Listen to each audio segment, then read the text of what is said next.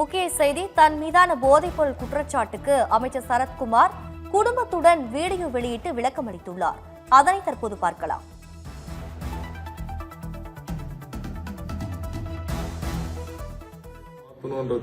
காலைல ஒரு அவேர்னஸ்க்கு போயிட்டு வந்தேன்.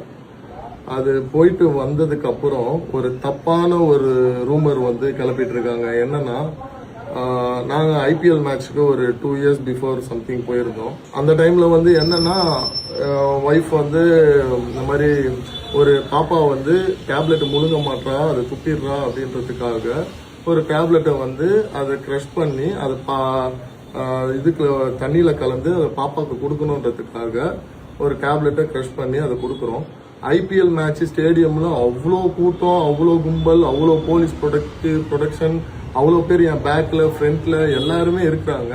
அந்த இருக்கிற டைம்ல பாப்பாவுக்கு ஃபீட் பண்றதுக்கு எங்க வீட்டுல இருந்து கிளம்பி போகும்போது அதை நம்ம கிரஷ் பண்ணிட்டு இருக்கோம். அதை கிரஷ் பண்ற டைம் அதை எடுத்து இப்போ ட்ரக்னு சொல்லிட்டு தப்பான ஒரு வீடியோ வைரல் பண்ணிட்டு இருக்காங்க.